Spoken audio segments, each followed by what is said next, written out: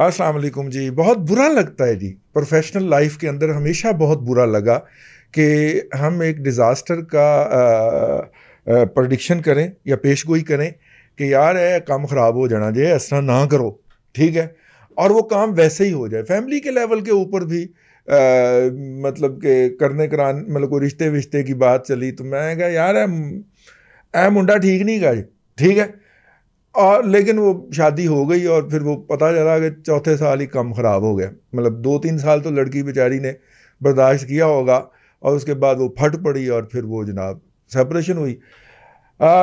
اگر اس کو تھوڑا سا قومی معاملات کے اوپر لے کے آیا جائے تو ہم نے پہلے دن کہہ دیا تھا کہ یہ کمپنی نہیں چلے گی. وہ تو 3 سال بعد کہا نا حضرت قبلہ سہیل وڑائے صاحب نے. خاک سر پہلے دن پہ آن دا ریکارڈ ہے اور بار بار کہا، اتنی دفعہ کہا، وہ پھر چوک کے لے گئے، ٹھیک ہے، لیکن کمپنی نہیں چلی. ٹھیک ہے، پورا ملک بیچن جا رہے ہیں، کیوں بیچن جا رہے ہیں دس رہے ہیں تو بعد میں بتاتا ہوں. لیکن اسی طرح یہ جو ان ہاؤس چینجز کے جن کو چار چڑھے ہوئے تھے، میں وہ واحد آدمی ہوں اپنے تمام حلقہ احباب کے اندر، اب نام کیا لینا، بیٹھک سے لے کے اور اسلام آباد تک، میں وہ واحد شخص تھا جو کہتا تھا کہ جی ایک پیج نہیں پھٹا، نہ کریں آپ ایسے. وہ کوئی مطلب فیض صاحب جو تھے وہ اکیلے تھوڑی تھے، پورا سیٹ اپ ان کو سپورٹ کر رہا تھا. یار اب کیسے کہتے ہیں وہ سیٹ اپ انٹیکٹ ہے.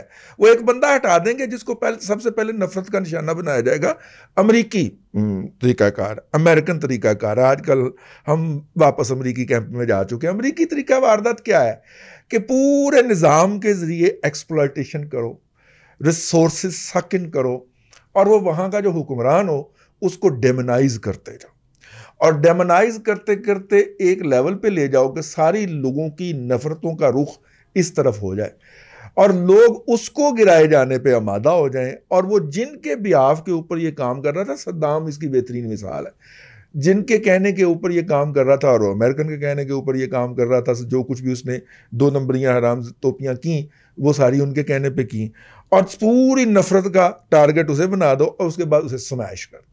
ٹھیک ہے، تو پہلے وہ نفرت کا نشانہ بنواتے ہیں ایک بندے کو اور اس کے بعد اس کو پوزیشن سے ہٹا دیتے ہیں.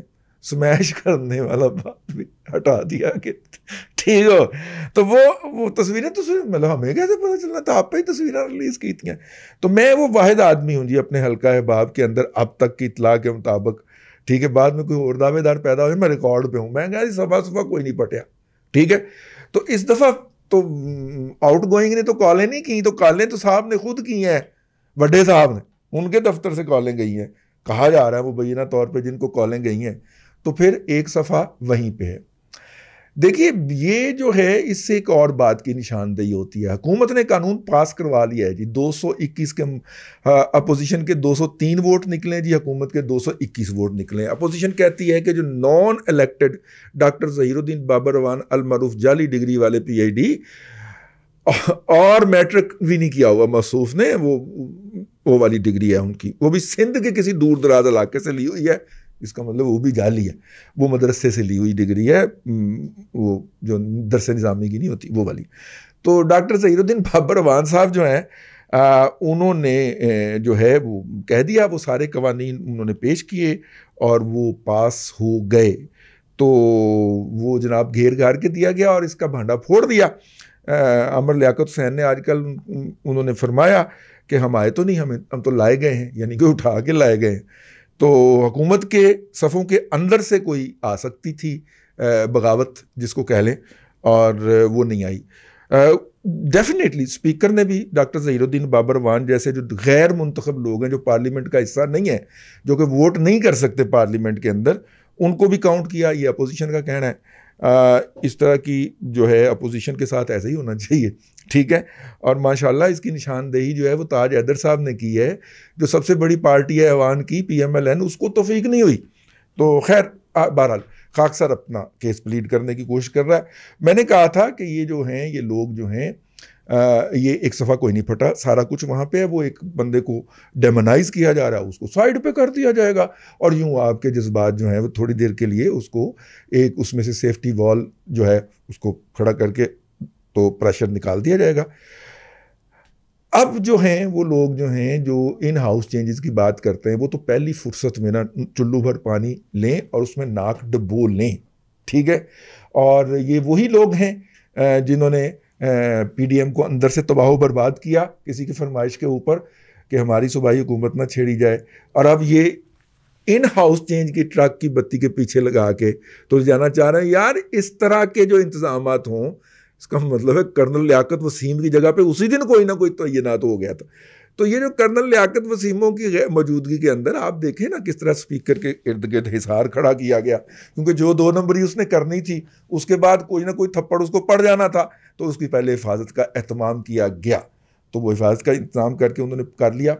بنیادی طور پہ یہ ایشو مجھے تو خیر تھا کہ یہی ہونا ہے، لیکن کچھ لوگوں کو غلط فہمی تھی. اللہ شکر ہے ان کی غلط فہمی دور ہو گئی. بڑے بڑے سینئر لوگ ہیں اور میں ان کے تجزیے سے بہت کچھ سیکھتا ہوں، لیکن سیکھنے کا مطلب یہ نہیں ہوتا کہ آنکھیں بند کر کے جو تجزیہ نگار اپنے اس طرح کے بلائنڈ فالوور چاہتا ہے اس کو فالوورز تو شاید بہت مل جاتے ہیں، لیکن جو اس کا فرض ہے وہ اپنے فرض منصبی سے جو ہے وہ مطلب کہ غداری کرتا ہے، وہ نہیں کرتا، اس کے ساتھ بے ایمانی کرتا.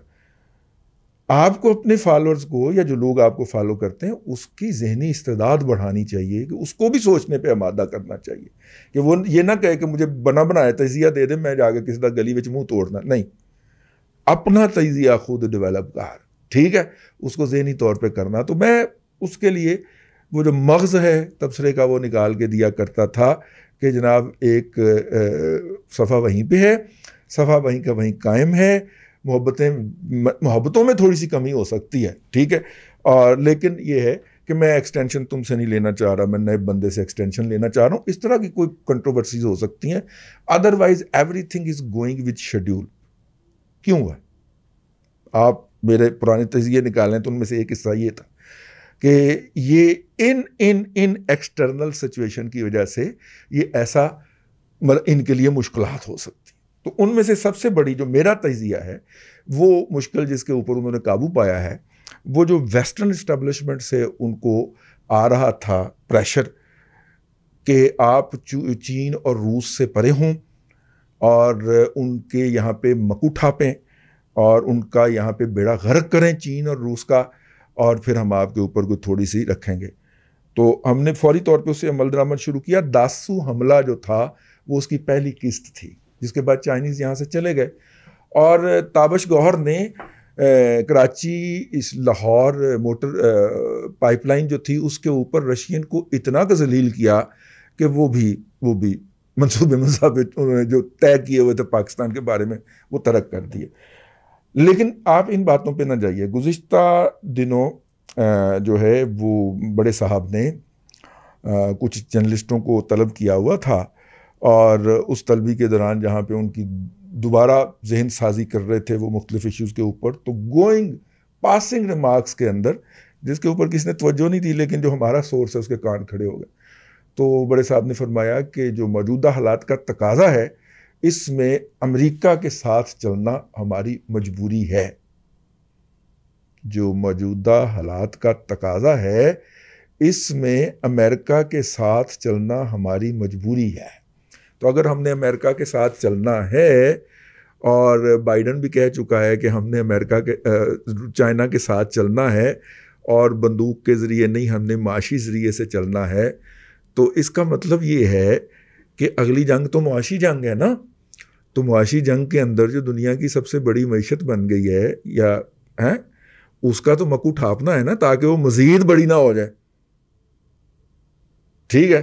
تو اس کے لیے یہ سی پیک وی پیک کے راستے روکنے ہیں، تو ون بیلٹ ون روٹ کے راستے روکنے ہیں، تو روکنے تو ہیں، ٹھیک ہے، تو روکنے ہیں.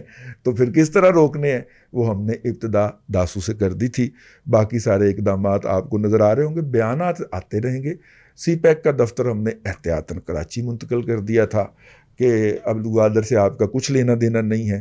ہاں جس طرح باقی چھوٹے موٹے کام ہوتے ہیں، کوئی پل بنا دیا، کوئی نالی بنا دی، کوئی سڑک بنا دیا، ٹھیک ہے، کوئی چھوٹا موٹا وہ ڈیم شیم بنا لیا، چھوٹا ڈیم، ٹھیک ہے، اس سے کوئی 100-150 میگا واٹ بجلی پیدا کر لی. اس طرح کے پروجیکٹ چلتے رہیں گے اور وہ کمرشل بنیادوں کے اوپر جو چائنیز باقی دنیا کے اندر کام کر رہے ہیں تو یہاں پہ بھی کرتے رہیں گے. چائنیز کی مونوپلیز ہیں کچھ سیکٹرز کے اندر، جن میں ریلوے بھی ہے، جن کے اندر ڈیم کنسٹرکشن بھی ہے، کیونکہ وہ اپنا جو گارجس ڈیم بنا چکے ہیں اس کے بعد ان کے ہاتھ بڑا کھل گیا ہوا ہے، ایکسپرٹیز بڑی ڈیولپ ہو گئی ہیں، دنیا بھر کے اندر وہ یہ کام کرتے پھر رہے ہیں.